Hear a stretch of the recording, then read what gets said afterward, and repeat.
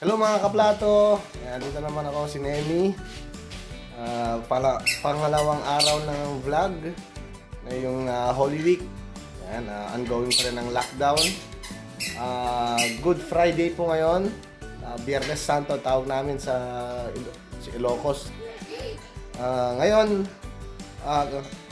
may bago na naman akong idea, bagong content na naisip na gagawin. Kung kahapon, yung unang vlog natin, pinakita ko yung paligid ng bahay namin, yung bakuran namin, kung saan marami tayong pwedeng makukuhanan ng mga pagkain ngayong crisis dahil sa COVID-19. No? So ngayon naman, dahil nagugutom na ako. Ako kasi pag bagong gising ako, talagang gutom ako. Kaya magluluto tayo ng breakfast, ng ulam. Naisip ko, yung paborito kong ulamin sa umaga, paborito kong lutuin, scrambled egg. Tara! Mga kaplato, papunta na tayo dun sa kulungan ng mga manok. Doon tayo kukuha ng itlog na lulutuin, scrambled egg. Kaya lang, baka naunahan ako ni Mami. Baka naunahan ako, nag-harvest na yata kanina umaga. Tingnan natin. Pero dahan-dahan lang kasi baka magalit yung mga inahin. Kasi nanakagin na natin. Hindi naman tayo pwedeng magpaalam. O kaya... Okay, dali. Ayan. Dali ah. Tingnan ko lang yung bunga ng mangga namin. Baka may hinog na.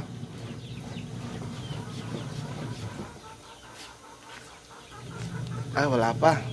Ayun, may naglalaba. Ayan.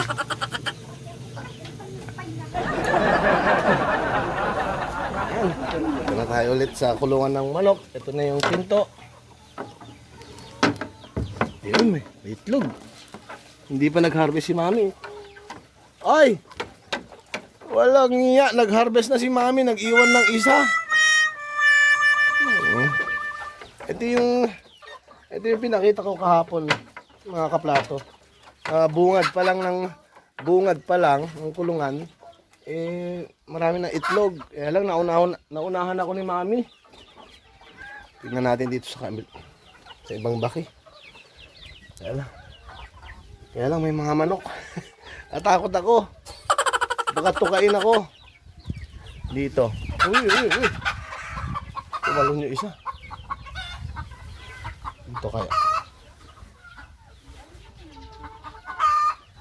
Dito kaya wala rin. Ayun, tatatlo pala itlog.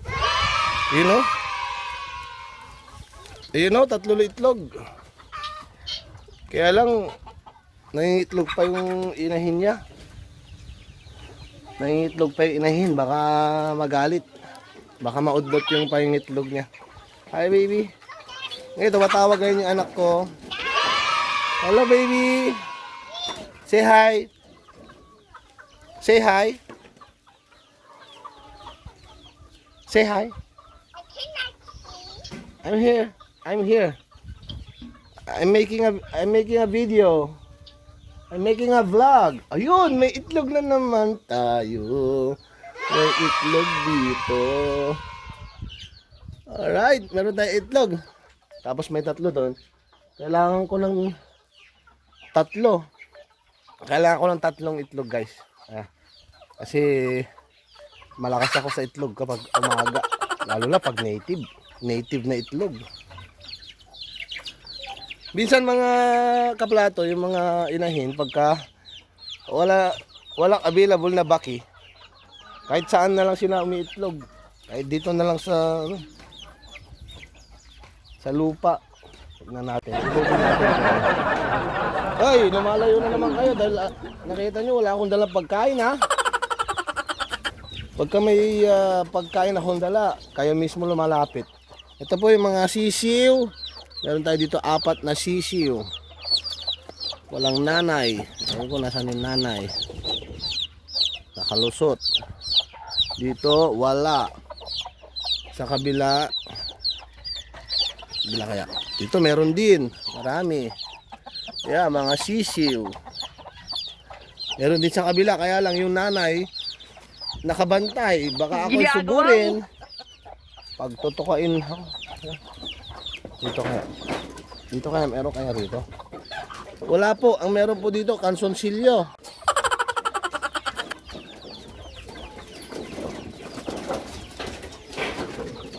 Ito. Wala. Puro mga ipot.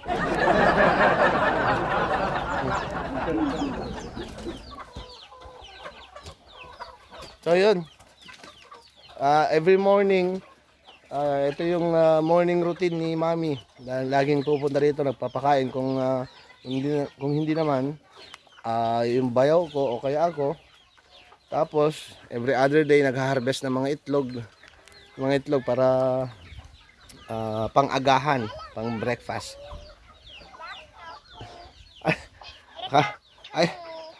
I thought you were gone. I didn't know you were still there. You know what I'm doing? You know what I'm doing? I'm making a vlog. See? You say hi. You're on camera. Say hi. What are you doing? Wait.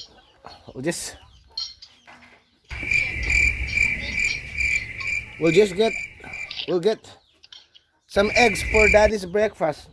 Yeah. Yung anak ko po nasa Canada. Doon pinanganak. Yun, kuha tayong 3. O kaya 4 na para iwanan na natin yung isa. Sige. Yeah. Kunin ko po yung 4 dito. Native na native, oh. Sarap nito. Scrambled egg. 4 ang kukunin ko. Ayan, so yun. Akyat na ako, kunin ko yung 4, iiwan ko yung isa. Kasi yun yung namin, bilin ni Mami. Huwag daw kukunin lahat para meron pa rin maiwan. Tapos magluluto na tayo ng favorite kong scrambled egg. Ayan, tara! Okay mga kaplato, andito na tayo sa kusina. Ito na po yung 4 na native eggs na kinuha ko doon sa kulungan ng manok. Ngayon, gutom na ako. Kaya magluluto na ako ng paborito ko, scrambled egg. Ayan, may own recipe. Ito na po yung harvest natin na mga itlog, native itlog. Lalagay lang po natin. Ayan. Ito. Yeah. Ito yung kasi ito yung mga itlog na medyo malapit na mabuo mga kaplato. Yan, iba kasi yung regular na itlog doon sa mga native eggs. Ito kasi hindi namin alam kung ilang araw na yung itlog. Minsan nakakalimutan namin mag-harvest. Sa dami ng mga itlog pa na natitira doon sa mga naunang na-harvest. Ayan, messy. Okay. Tapong ko lang yung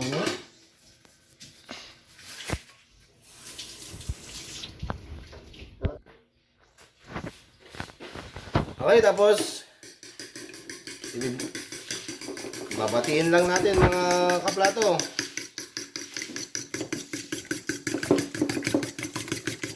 Batiin mabuti para mag-mix yung dilaw niya tsaka yung yellow niya tsaka yung puti para mas maganda yung pagkakaluto niya.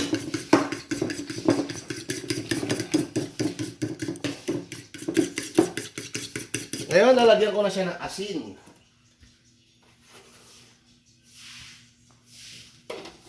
Lalagyan ko na siya ng asin.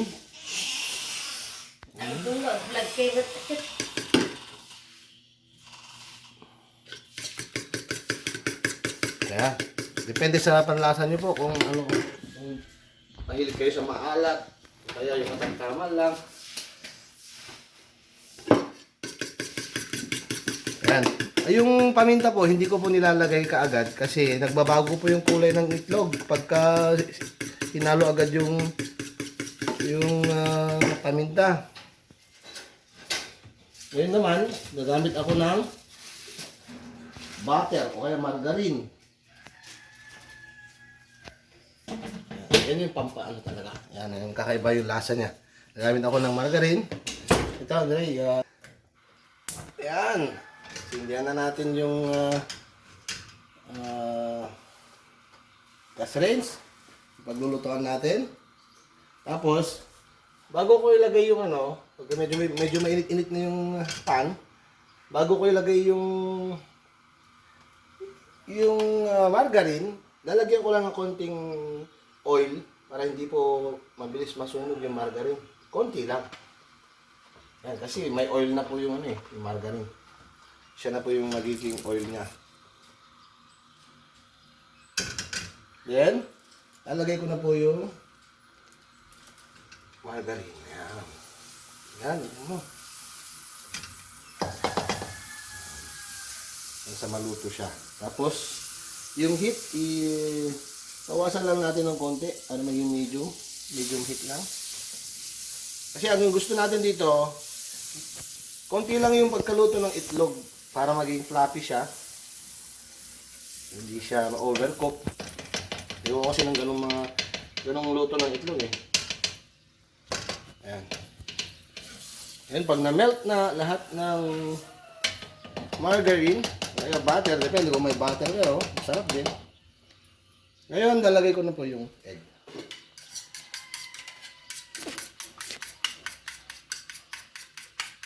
Ayan.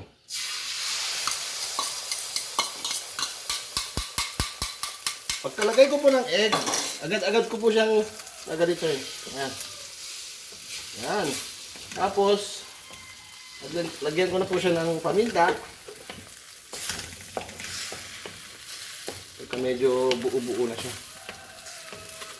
Ayun. Tapos yan. Kung napapansin niyo po, talagang malambot siya. Ito, itasin mo. Hindi nga ito. Ayan. Ngayon po, malapit na pong maluto yung itlog. Pinatay ko na po yung apoy. Tapos,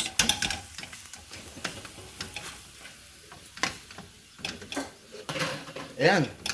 Tapos, huwag niyo rin po hayaan na magtagal siya sa pan kasi mainit pa rin yung pan, maluluto pa siya. Kaya ang ginawa ko, lipat ko na agad dito. So, ganoon lang po kabilis. Ayan, malambot-lambot pa siya. Tapos, yung lasa niya. Lalo na may siya. May margarine. Ayan. Ito na po yung ulam ko. Ulam namin. Ni Andre. Okay.